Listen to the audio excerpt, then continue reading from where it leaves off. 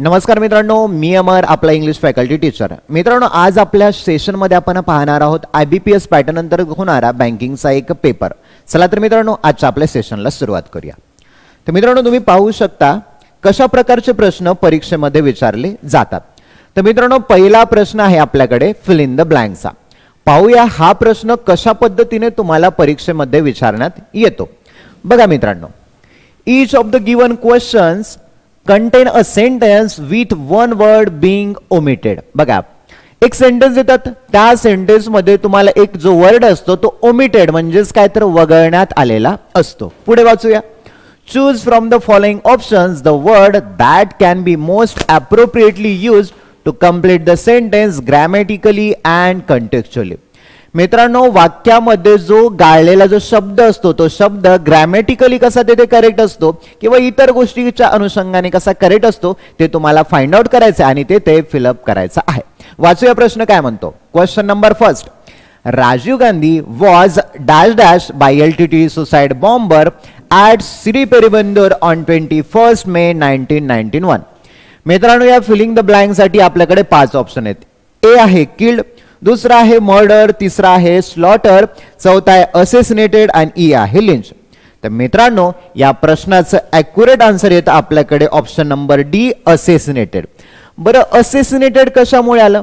तर असेसिनेशनचा अर्थ होतो एखाद्या व्यक्तीची राजकीय हेतूसाठी हत्या करण्यात येते, त्यावेळेला असेसिनेशन हा प्रॉपर वर्ड वापरण्यात येतो. म्हणून मित्रांनो, राजीव गांधी हे भारताचे पंतप्रधान होते. ते महत्त्वाचं म्हणजे एक राजकीय व्यक्ती होते, त्यांची हत्या करण्यात आलेली होती, म्हणून असेसिनेटेड हा शब्द येथे ॲक्युरेट आलेला आहे. आता बघा, Rajiv Gandhi was assassinated by, Rajiv Gandhi यांची हत्या करण्यात आलेली होती. बाय कशी? बघा, LTT सुसाइड बॉम्बरचा वापर करून त्यांची हत्या करण्यात आलेली होती. कुठे? तर श्रीपेरुंबंदूर 21 मे 1991 ला त्यांची हत्या करण्यात आलेली होती. म्हणून मित्रांनो, असेसिनेशन हा वर्ड येथे ॲक्युरेट आलेला आहे. आता इतर जे वर्ड आहेत मित्रांनो आपल्याकडे, या प्रत्येक शब्दांचा आपण अर्थ जाणून घेऊया, म्हणजे हे जर वर्ड तुम्हाला इतर परीक्षेमध्ये विचारले तर त्याचा तुम्हाला फायदा होईल. बघूया. किलचा अर्थ काय होतो? To cause the death of a person or animal. बघा, एखाद्या व्यक्तीची किंवा एखाद्या प्राण्यांची ज्या वेळेला हत्या होते त्याला आपण किल असं आपण म्हणतो, म्हणजेच मारणं. बऱ्याच वेळा तुम्ही पेपरमध्ये ही घटना वाचलेली असेल किंवा ऍक्सिडेंट झाला, ऍक्सिडेंटमध्ये काही लोकांचा मृत झाले म्हणजे किल झाले. ओके, नंतर बघूया मर्डर. आता मर्डरचा अर्थ काय होतो? Is the deliberate and illegal killing of a person. मित्रांनो, पाहू शकता, murder is the deliberate. Deliberate म्हणजेच काय तर जाणून बुजून हेतू परस्पर प्लॅन करून एखाद्याचा मर्डर करतात, खून करतात, तेव्हा मर्डर हा शब्द वापरतात. दुसरा दिलाय illegal killing of a person. मित्रांनो, लिगलचा अर्थ होतो कायदेशीर, इलिगलचा अर्थ होतो बेकायदेशीर. मग बेकायदेशीररित्या किंवा हेतू परस्पर एखाद्या व्यक्तीची हत्या करतात तेव्हा मर्डर हा शब्द वापरतात. कळालं? पुढचा वर्ड बघा, स्लॉटर. स्लॉटरचा अर्थ होतो refers to the killing of a large number of animals or people. बघा, refers to the killing of a large number of people or animal. बघा, large number of people. मित्रांनो, लार्ज नंबर ऑफ पीपल म्हणजेच अशी वेळ ज्या वेळेला खूप मोठ्या प्रमाणामध्ये लोकांची हत्या करतात, कत्तल केली जाते, त्यावेळेला स्लॉटर हा शब्द वापरतात. मित्रांनो, स्लॉटर शब्द कसा लक्षात ठेवायचा? न्यूजपेपर मध्ये किंवा एखाद्या मूवी मध्ये तुम्ही पाहिलं असेल की बाबा आतंकवादी जे लोक असतात ते काय करतात, जे न्यूज अँकर असतात किंवा जे वर्तमानपत्र चालवणारे लोक असतात त्यांना एका लाईन मध्ये उभे करतात आणि त्यांचा गळा छाटण्यात येतो, तर त्याला स्लॉटर करतात. किंवा मित्रांनो, तुम्ही असं लक्षात ठेवू शकता की एखाद्या प्राण्यांची कत्तल केली जाते, तर त्यावेळेला सुद्धा ते स्लॉटर हा शब्द वापरण्यात येतो. नंतर बघा, assassinated. To murder a usually prominent person by sudden or secret attack, often for political reason. मित्रांनो, येथे महत्वाचं लक्षात घ्या, पॉलिटिकल रिझन, राजकीय कारणासाठी ज्या वेळेला एखाद्या व्यक्तीची हत्या केली जाते तेव्हा असेसिनेटेड वर्ड वापरतात. इथे बघा ना, to murder a usually prominent person. माणूस कसा? तर माणूस प्रॉमिनंट आहे, प्रख्यात आहे, नावाजलेला आहे, ज्याचं खूप नाव आहे, अशा व्यक्तीची जेव्हा हत्या करतात तेव्हा असेसिनेटेड हा वर्ड वापरतात, जो की आपला आन्सर आहे. नेक्स्ट बघा, लिंच. लिंचचा अर्थ and unlawful murder by an angry mob of people. महत्वाचा वर्ड बघा, अनलॉफुल मर्डर, बेकायदेशीररित्या एखाद्या व्यक्तीची केलेली हत्या, जी कुणाकडून, अँग्री मॉब ऑफ पीपल, जो लोकांचा जमाव आहे, जो जमाव कसा आहे तर रागावलेला आहे, त्या रागावलेल्या जमावाकडून एखाद्या व्यक्तीची हत्या केली जाते तेव्हा लिंच असं म्हणतात.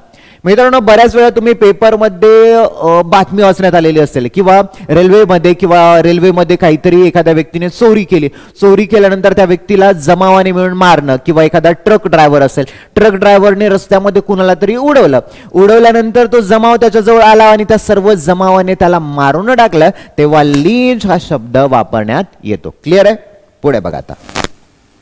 चला मित्रांनो, पुढचा प्रश्न same fill in the blank वाचूया. The melody played by the street musician had and dash dash quality that drew a crowd of mesmerized listeners. Okay, यासाठी ऑप्शन आहे पहिला रिव्हॉल्टिंग, दुसरा म्हणतो इन्चॅन्टिंग, नंतर आहे हॉन्टिंग, नंतर स्टिंगिंग, नंतर आहे रिपेलिंग. काय वाटतं बरं, काय वाटतं तुम्हाला कोणता आन्सर बरोबर आहे? ओके, एकदा नजर टाका त्याच्याकडे आणि काय वाटतं बघू शकता. ओके बघा, the melody played by the street musician. Melody म्हणजेच काय तर धून. एक गाणं आहे, गाणं प्लेड करण्यात, वाजवण्यात आलं कुणाकडून? Street musician. स्ट्रीट म्हणजे रस्ता, रस्त्यावर गाणं गाणारे जे व्यक्ती असतात त्या म्युझिशियन कडून जी धून वाजवण्यात आली, त्या धूनने काय केलं? Had and dash dash quality. त्या धून मध्ये कशी क्वालिटी होती बघा, त्याच्यामध्ये आपण क्वालिटी होती की सर्व लोक मोहित झाले पाहिजे, त्या पद्धतीने त्याच्याकडे क्वालिटी होती. तर मित्रांनो, रिवॉल्ड, इन्चॅन्टिंग, हॉन्टिंग, स्टिंगिंग, रिपेलिंग. तर मित्रांनो, याचं ॲक्युरेट आन्सर आहे आपल्याकडे इन्चॅन्टिंग. पाहू शकता, ऑप्शन नंबर बी हा आपला आन्सर आहे. आन्सर कसा येतो आपण त्याला पाहूया. इन्चॅन्टचा अर्थ होतो मित्रांनो मंत्रमुग्ध करणे, एखाद्याला भारावून टाकणं. एखाद्याचं गाणं ऐकलं की आपण तिथल्या तिथे थांबतो, त्याला आपण इन्चॅन्ट करणं असं आपण म्हणतो. ओके, चला आता बघूया सर्व शब्दांचे डिटेलमध्ये अर्थ. बघा, पहिला बघा काय म्हणतो, रिवॉल्ट. Revolt word. ओके, रिवॉल्टचा अर्थ बघा, कॉझिंग डिस्गस्ट और strong dislike and attempt to put an end to the authority of a person और बॉडी. बघा, रिवॉल्टचा अर्थ काय झाला, कॉझिंग डिस्गस्टचा अर्थ होतो किळसवाना, स्ट्रॉंग डिसलाइक, तीव्र नावड असणं. डिसलाइक म्हणजेच काय तर एखादी गोष्ट न आवडणे, तीव्र नावड असणं. किंवा अन अटेम्प्ट, अटेम्प्ट म्हणजे प्रयत्न करणे, टू पुट अन एंड शेवट करणं, अथॉरिटी ऑफ अ पर्सन और बॉडी. बघा, अथॉरिटी म्हणजेच काय तर अधिकार, एखाद्या व्यक्तीचा अधिकार किंवा एखादी अथॉरिटी, अधिकार असणारी जी बॉडी आहे, संस्था आहे, त्याचा इंड करणं, शेवट करणं, त्याला धुळीस मिळवणं, याला रिव्हॉल्ट म्हणतात. मित्रांनो, रिव्हॉल्ट हा शब्द तुम्ही कुठे ऐकला असेल? 1857 रिव्हॉल्ट म्हणजे 1857चा जो रिव्हॉल्ट होता, बंड होता, तेथे तुम्ही हा वर्ड पाहिलेला आहे. ओके, चला कळालं, रिव्हॉल्ट म्हणजे बंड करणे. दुसरा आहे इन्चॅन्ट. इन्चॅन्टचा अर्थ बघा, टू अट्रॅक्ट और प्लीज समवन व्हेरी मच. बघा, अट्रॅक्ट, अट्रॅक्ट म्हणजे आकर्षित जाणं, प्लीज म्हणजे आनंदित करणं. एखाद्या व्यक्तीला आपण अट्रॅक्ट केलं जातो त्या व्यक्तीकडे किंवा त्याचा आपण प्लीज होतो, तर त्याला आपण इन्चॅन्ट असं म्हणू शकतो. गाणं ऐकलंय, गाणं ऐकून काय झालं तर आपण मंत्रमुग्ध झालो, त्या धून मध्ये मोहून गेलो, त्याला इन्चॅन्ट असं म्हणतात. नेक्स्ट बघा, हॉन्टिंग. हॉन्टिंगचा अर्थ बघा, टू कॉज समवन टू वरी और feel anxiety because of being thought about too often, sad or frightening on a way that cannot be forgotten. आता मित्रांनो, हॉन्टिंगचा अर्थ बघा, टू कॉज समवन टू वरी और फील एन्झायटी. बघा, एखाद्याला वरी म्हणजे चिंतेमध्ये आणणं, फील एन्झायटी म्हणजे अस्वस्थपणा जाणवणं. बिकॉज कशामुळं तर तो व्यक्ती बघा, being thought about too often, त्याच गोष्टीचा परत परत परत परत विचार करायला आणि विचार करू करू त्याचं मन एका गोष्टीकडे दुःखी व्हायला, त्याला हॉन्ट म्हणू शकतो. किंवा बघा, सॅड और फ्राइटनिंग. सॅड दुःखी, फ्राइटनिंग भयभीत करणारा, घाबरवणारा, on a way that can not be forgotten म्हणजे अशी काहीतरी गोष्ट जी आपल्याला भयभीत करते, ज्यामुळे आपण ते विसरले जाऊ शकत नाही, त्याला हॉन्टिंग म्हणू शकतो. क्लिअर आहे? पुढचा बघा, स्टिंगिंगचा अर्थ, to make somebody something feel a sudden or sharp pain. मित्रांनो, येथे सर्व काही आहे. स्टिंग, स्टिंगचा अर्थ बघा, दंश करणे. स्टिंग म्हणजे दंश करणे. साप जेव्हा दंश करतो ना आपला, तेव्हा आपण स्टिंग म्हणू शकतो. To make somebody or someone feel a sudden sharp pain. Sudden अचानकपणे शार्प पेन, तीव्र वेदना व्हायला लागते, तेव्हा आपण स्टिंग म्हणजेच काय तर दंश झाला असं म्हणतो. पुढे बघा, repelling. Repelling, causing a strong feeling of aversion or disgust. बघा, कॉझिंग अ स्ट्रॉंग फिलिंग म्हणजे तीव्र भावना. Aversion or disgust. अवर्शन म्हणजे तिटकारा, एखादी गोष्ट नावड असणं, डिस्गाईल असणं, किळसवाणं असणं, त्याला रिपेल असं म्हणतो. रिपेलिंग म्हणजेच काय तर किळसवाणं. लिहून घ्या मित्रांनो, महत्वाचे वर्ड आहेत ते लिहून घ्यावे. चला नेक्स्ट क्वेश्चन बघा. आता नेक्स्ट क्वेश्चन आहे मित्रांनो आपल्याकडे कॉमन एररचा. परीक्षेमध्ये साधारणतः 5 मार्काचे तुम्हाला कॉमन एरर विचारले जातात. बघा प्रश्न काय म्हणतो. The following sentence has been divided into parts. खाली सेंटेन्स दिलाय, त्याला पार्ट मध्ये विभागले आहे. One of they may contain an error. त्याच्यापैकी कुठला तरी भाग आहे त्याच्यामध्ये एरर आहे, चूक दिलेली आहे. Select the part that contains the error from the given option. If you don't find any error, mark no error as your answer. कुठल्या तरी पार्ट मध्ये एरर आहे आणि जर तुम्हाला एरर सापडली नाहीये तर समजायचं नो एरर. मग तुम्हाला ऑप्शन नंबर ई जो असेल तो नो एरर वाला तुम्हाला टिक करायचा आहे. वाचूया सेंटेन्स काय म्हणतो बघा. The science project submit by one of my students who won first price, no error. आता मित्रांनो थोडंसं वाचा आणि काय वाटतं तुम्हाला याच्यामध्ये काय एरर असू शकते. बघा आता बघा, the science project submit bye. बघा सायन्स प्रोजेक्ट सबमिट बाय हा एक दिलाय, दुसरा दिलाय वन ऑफ बाय स्टुडंट्स, दुसरा दिलाय who won the first prize आणि नो एरर. काय वाटतं बरं कोणती एरर असणार आहे त्याच्यामध्ये. तर मित्रांनो ॲक्युरेट आहे बघा, एरर या सबमिट बाय मध्ये आहे. तर कशामुळे एरर आहे आपण तुम्ही पाहू शकता. ओके आता बघा एरर मध्ये काय, एररला आपण दुरुस्त केलं आणि सेंटेन्स झाले बघा. The science project was submitted by. इथे काय पाहिजे होतं, वॉज सबमिटेड बाय. मित्रांनो बाय दिलंय, बायचा अर्थ काय म्हणतो, पॅसिव्ह व्हॉइसचं वाक्य. मग मित्रांनो इथे काय पाहिजे होतं, सबमिट बाय नाही तर वॉज सबमिटेड बाय पाहिजे होतं. बघा वॉज सबमिटेड बाय म्हणजे प्रोजेक्ट पाठवण्यात आलेला होता कुणाकडून, वन ऑफ माय स्टुडंट्स माझ्या एका विद्यार्थ्यांकडून. हु म्हणजेच ज्याने, ज्याने की पहिलं प्राइज जिंकलेलं होतं त्या माझ्या विद्यार्थ्याकडून हा प्रोजेक्ट पाठवण्यात आलेला होता, सबमिट करण्यात आलेला होता.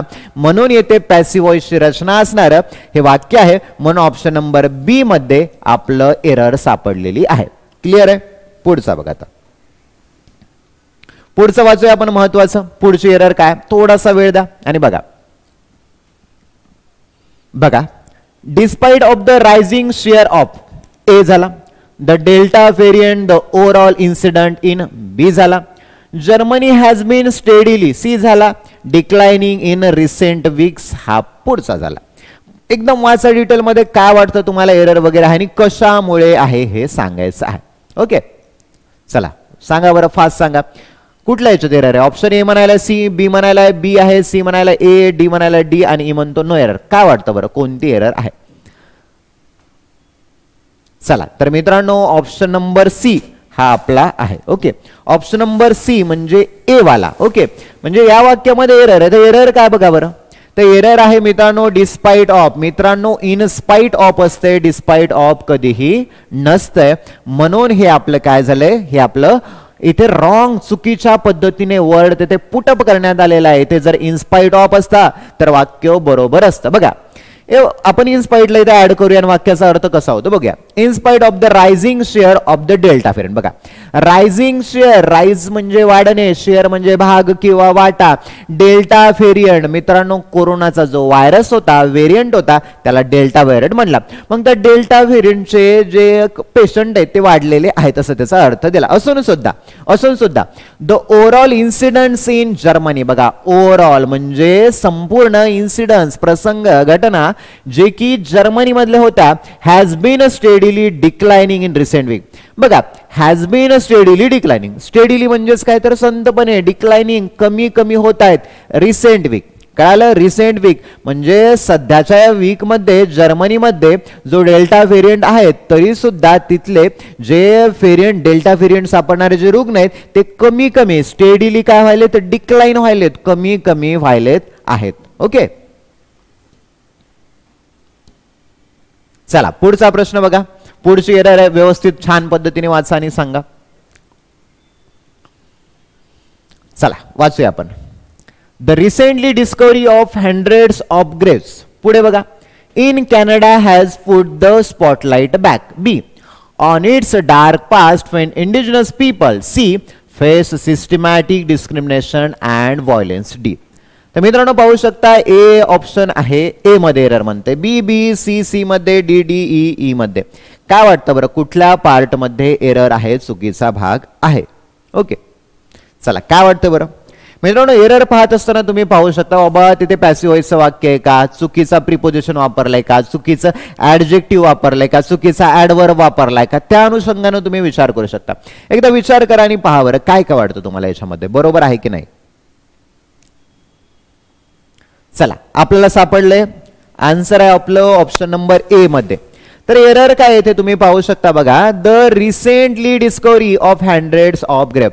मित्रांनो एलवाय येथे एलवाय हा ऍडवर्ब चुकीच्या पद्धतीने वापरलाय. येथे काय पाहिजे होतं, रिसेंट म्हणजे नुकत्याच झालेल्या डिस्कवरी संशोधनानुसार हंड्रेड्स ऑफ ग्रेव्स, ग्रेव्स म्हणजेच कबरी, शंभराच्या हजार म्हणजे आपण म्हणूया त्या ग्रेव्स कबरी इन कॅनडा, कॅनडा मधल्या has put the spot like bat म्हणजे कॅनडामध्ये जवळपास 100 कबरी सापडलेल्या आहेत. ओके मग ते काय दर्शवलं, ऑन इट्स डार्क पास्ट, मग त्याचा डार्क पास्ट भूतकाळ कसा अंधकारमय होता ते दाखवतात. फेन जेव्हा इंडिजिनस पीपल म्हणजे स्वदेशी पीपल, स्वदेशी राहणारे लोक ते फेस करायचे, सामोरे जायचे कशाला, सिस्टमॅटिक डिस्क्रिमिनेशन अँड व्हायलन्स. कशाला सामोरे जायचे ते, डिस्क्रिमिनेशन म्हणजेच काय तर आपण म्हणूया भेद केला जायचा, काळा गोरा हा भेद केला जायचा, खालच्या जातीचे वरच्या जातीचे हा भेद केला जायचा, त्याला डिस्क्रिमिनेशन अँड व्हायलन्स म्हणजे हिंसा. मग काय आलं, recent discovery of hundreds of Graves पाहिजे म्हणजे नुकत्याच झालेल्या डिस्कवरीनुसार, म्हणून रिसेंट हा बरोबर आहे. मित्रांनो वाक्याचा अर्थ जरी तुम्हाला पूर्ण करायला नाही, काही घेणं देणं नाही, फक्त समजायचं बाबा इथे ऍडवर्ब इथे चुकीचा वापरलेला होता. ओके क्लिअर आहे. चला आता पुढची एक पुढचा हा थोडासा वेगळा क्वेश्चन आहे बघा. आता in each of the questions given below sentence is given with 3 words. Okay 3 words in bold, 3 शब्द काय बोल्ड मध्ये दिलेले आहेत. Choose the option which gives the correct sequence of these words to make the sentence grammatical and contextually correct. Word दिले ते तुम्हाला मग sentence grammatically म्हणजे ग्रामरच्या उद्देशाने किंवा तो त्याचा करेक्ट आहे असं तुम्हाला शोधायचं आहे. ओके अर्थपूर्ण ग्रामरच्या किंवा अर्थपूर्ण. आता मित्रांनो बघा, his culture A, okay his culture manners and fared इथे pleasant not less than his artistic skill. Okay his artistic skill contributed to render him popular. आता मित्रांनो वर्ड दिलेल्या शब्दांची अदलाबदल करायची काय वाटतं बरं, सिक्वेन्स दिला इथे ACB BAC CAB BCA की no arrangement require. No arrangement require म्हणजे जसं सेंटेन्स दिले ते सर्व बरोबर आहे असं हे सांगतं. चला काय वाटतं बरं, चला आन्सर आहे आपलं BAC ऑप्शन नंबर बी. आता कसं आपण ते बघूया बघा. हिज इथे पाहिजे प्लीजंट मॅनर. मित्रांनो इथे पाहू शकता तुम्ही, याला बरोबर केलंय मी. आता बघा कसं पाहिजे, हिज प्लीजंट मॅनर्स, मॅनर्स म्हणजे स्वभाव, प्लीजंट म्हणजेच कसा तर आनंददायी, सर्वांना हवासा वाटणारा मनमोकळा स्वभाव, त्याला प्लीजंट मॅनर्स म्हणूया. अँड फेरिड कल्चर, फेरिडचा अर्थ तो विविध, कल्चर म्हणजेच काय तर संस्कृती, वेगवेगळी संस्कृती. Not less than his artistic skill. बघा आता बघा, नॉट लेस दॅन कमी म्हणूया, आर्टिस्टिक स्किल म्हणजे त्याचं जे कला कुसर कौशल्य होतं त्याच्यापेक्षा कमी नव्हता. कसा तर त्याचा प्लीजंट मॅनर, त्याचा आनंददायी स्वभाव हा त्याच्या कौशल्यापेक्षा कमी नव्हता. बघा आणि त्यांनी काय केलं, contributed to render him popular. Contribute म्हणजे सहभाग नोंदवणे. मग मित्रांनो बघा याच्याकडे काय होता, व्यक्तीकडे त्याचा प्लीजंट मॅनर आनंददायी स्वभाव होता, नंतर फेरिड कल्चर विविधता असणारी संस्कृती, ही काही कमी नव्हती त्याच्या आर्टिस्टिक स्किल पेक्षा, म्हणून तो पॉप्युलर ठरला. काय तर पॉप्युलर ठरण्यामध्ये, प्रसिद्ध होण्यामध्ये ते एक कंट्रीब्युशन होतं, योगदान होतं, म्हणून ह्या सेंटेन्स अर्थपूर्ण झाला. मित्रांनो व्होकॅब्युलरीचे दररोज कमीत कमी 50 वर्ड्स तरी काढा, त्या शब्दांना भावनेनुसार लक्षात ठेवा, नक्कीच तुम्हाला त्याचा फायदा होईल. Okay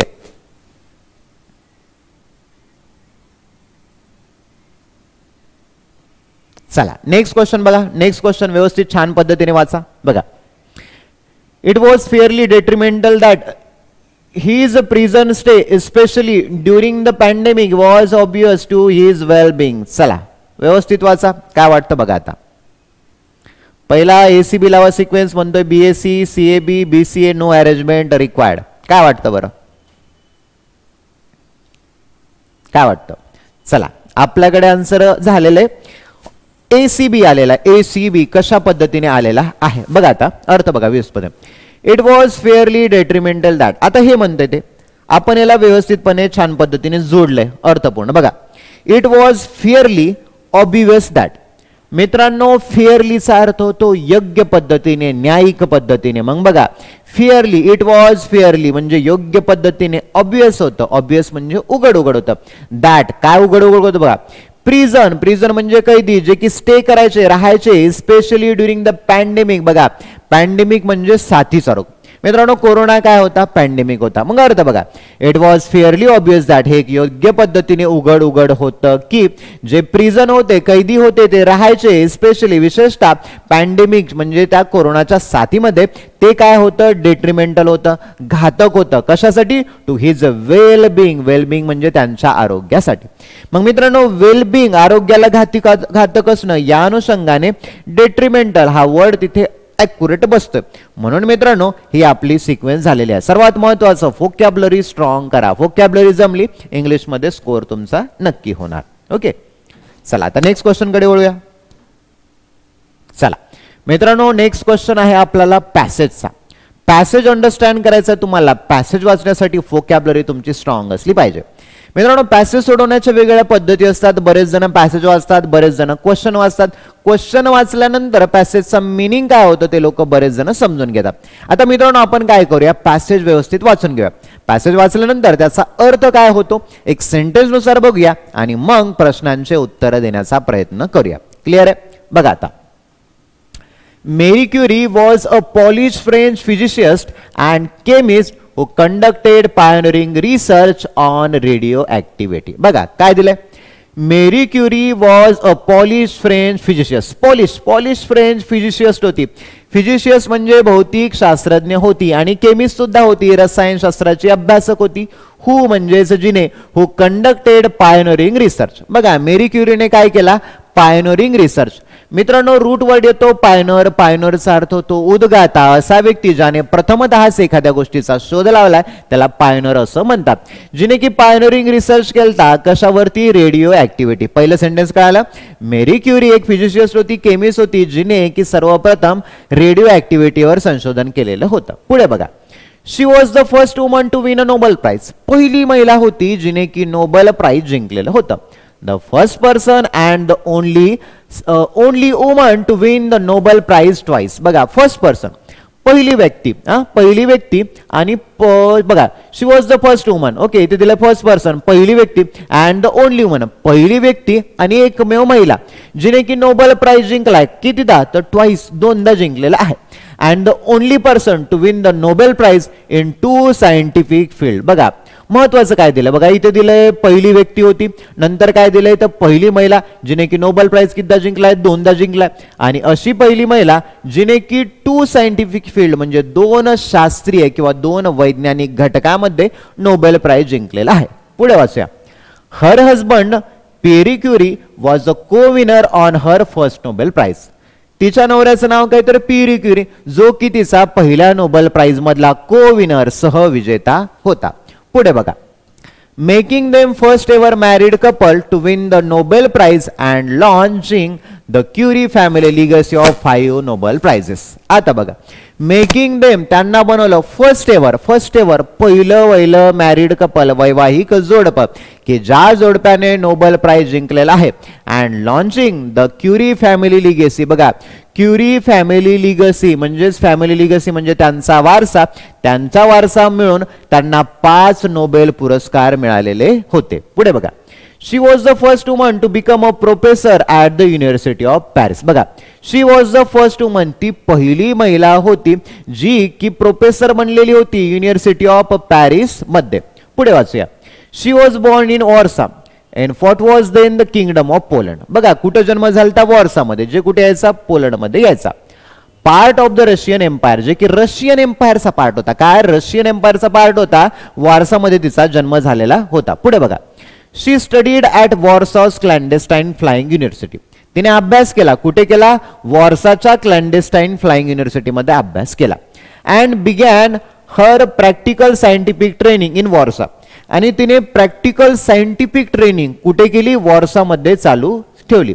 she followed her elder sister Bronislawa to study in Paris. बघा, she followed her elder sister. Follow म्हणजेच मागे मागे जाणे. एल्डर सिस्टर मोठी बहीण, तिची मोठी बहीण, तिचं नाव आहे Bronislawa. Okay. To study in Paris. तिच्या मोठी बहिणीच्या मागे मागे जाऊन तिने सुद्धा म्हणजे मेरी क्युरीने सुद्धा पॅरिसमध्ये अभ्यास चालू ठेवला. पुढे बघा, फिअर म्हणजे जेथे. She earn her higher degree. जेथे तिने तिच्या हायर डिग्री उच्च विद्याविभूषित पदव्या मिळवल्या. And conducted her subsequent scientific work. बघा, कंडक्टेड चालू ठेवलं. सबसिक्वंटचा अर्थ होतो एकानंतर एक. मग तिने एकानंतर एक असं तिचं सायंटिफिक वर्क, एक शास्त्रीय असं काम तिने चालू ठेवलं. She made an agreement with her sister. बघा, तिने मग काय केलं? तिच्या बहिणीसोबत एक अग्रीमेंट केला, करार केला. काय केला? बघा, ब्रॉनिस्लावा सोबत करार केला. That she would give her financial assistant during Bronislawa's medical studies in Paris. बघा, तिने अग्रीमेंट केला कुणासोबत? बहिणीसोबत. काय म्हणाली? She would give her financial assistant म्हणजे ती तिला आर्थिक मदत, पैसे स्वरूपात मदत करेल. ड्युरिंग दरम्यान ब्रॉनिस्लावाज मेडिकल स्टडीज इन पॅरिस. जेव्हा तिची मोठी बहीण ब्रॉनिस्लावा तिचा पॅरिसमध्ये काय तर अभ्यास चालू आहे, त्यावेळेला मेरी क्युरी तिला फिनान्शियल मदत करेल असा त्या दोघींनी करार केला. पुढे बघा, इन एक्सचेंज. आणि मग त्याच बदल्यात काय? For similar assistant. त्याच प्रकारात सिमिलर असिस्टंट कधी देईल ती? 2 years लेटर.